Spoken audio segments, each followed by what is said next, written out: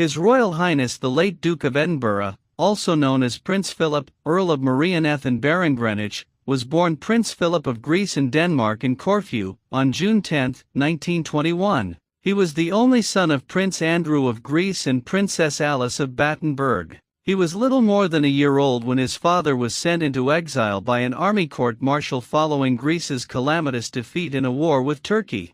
The family's subsequent flight across the Adriatic Sea to Italy aboard a British warship, with the infant Philip sleeping in a converted orange crate, was helped by King George V of the UK, Andrew's first cousin. The monarch's determination to rescue them owed much to his regret at having failed to save another first cousin, Tsar Nicholas II, during the Russian Revolution 5 years earlier. Hello and welcome to Royal Scandal. Please do well to like, subscribe, comment and turn on the notification bell so as not to miss out on any news updates. Eventually, the family settled on the outskirts of Paris at St. Cloud, in a garden cottage owned by Philip's aunt.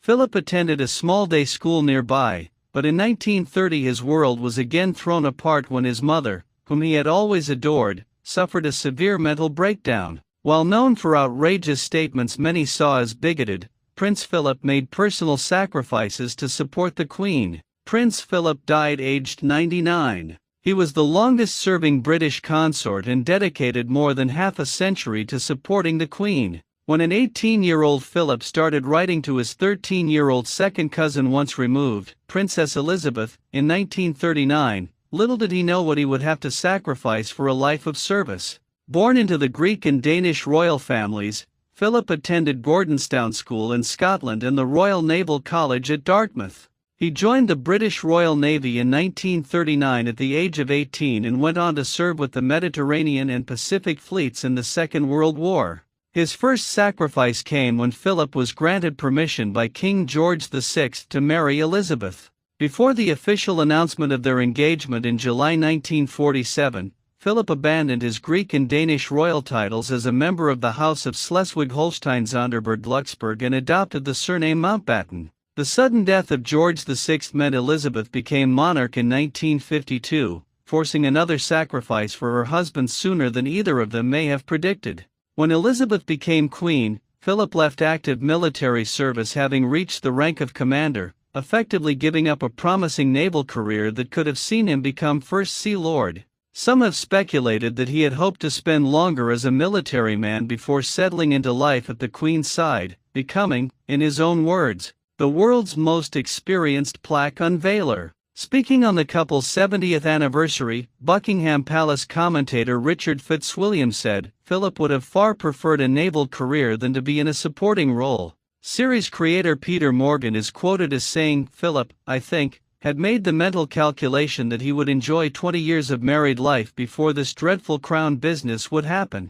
He was forced to give up his career and become, as it were, her consort. And that led to all sorts of tensions, both within himself and within the marriage." Since then, Philip's life was spent by his wife's side. In 2009 he became the longest-serving British consort, a title previously held by George III's consort Queen Charlotte. Up until his retirement from public duties in the summer of 2017, at the age of 96, Philip had dedicated decades to supporting the Queen on charitable arrangements. As well as founding the Duke of Edinburgh Award Scheme in 1956, he was patron or president of some 800 organizations and on his retirement had undertaken 22,191 solo engagements and given 5,493 speeches in almost 7 decades. His devotion to his wife was evident in his retirement too, and he moved from Wood Farm, his Sandringham home, to Windsor Castle when the coronavirus pandemic hit.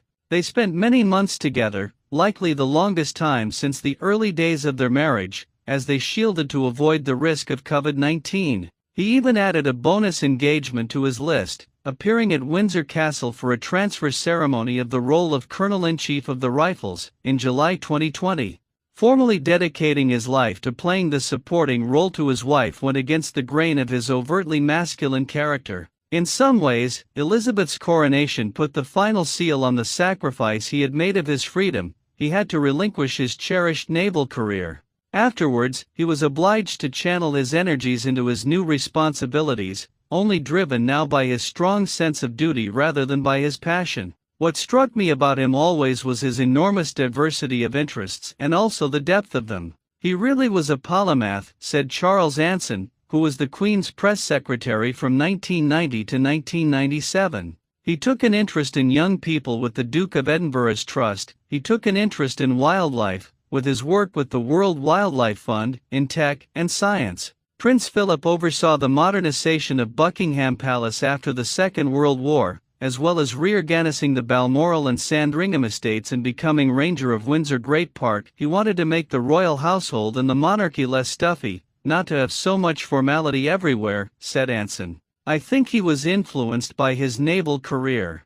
He wanted things to be friendly within a disciplined environment, not formal and overly stiff. As long ago as 1957, Time magazine credited him for the young Queen's growing confidence, saying that the mousy, slightly frumpy, and occasionally frosty bride has blossomed into a self-confidently stylish and often radiantly warm young matron. At their golden wedding anniversary in 1997, Queen Elizabeth famously described him as "my strength and stay all these years." The couple had 4 children, Prince Charles, Princess and Prince Andrew, and Prince Edward. He was a remarkable consort, said Anson. He was an enormous help and took a big interest in how things were run day to day. Sometimes when I went to see the Queen with a work matter, she'd say, "Have you talked to Prince Philip?"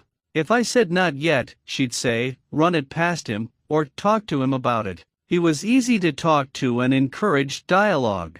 It's a mark of the man that he had tremendous loyalty from his staff. But throughout his public life, Prince Philip also caused controversy with misjudged jokes or comments perceived as bigoted. In 1986, on a royal visit to China, he told a group of British students, "If you stay here much longer you'll all be slitty-eyed." In 2002, during a visit to Australia, he asked a successful Aboriginal businessman, "Still throwing spears?" Closer to home, in 1995 he asked a Scottish driving instructor, "How do you keep the natives off the booze long enough to pass the test?" These incidents always brought media attention, but Prince Philip had little direct dealing with the press and rarely made public statements or gave interviews. One of the reasons that biographers keep returning to Prince Philip is that, quite apart from his unique position in the life of the nation, his character was so full of paradoxes. He was intelligent and inquiring, interested in psychology, philosophy, and religion, as well as in science, technology, and the natural world. Nevertheless, his ideas were not always well thought through. Dynamic, driven, outspoken, and prone to explosions of both ardor and anger, he was never cut out by temperament for a secondary role. However, that is what he ultimately chose for himself. He performed the role with utter devotion. Thank you so much for watching. Please like and subscribe.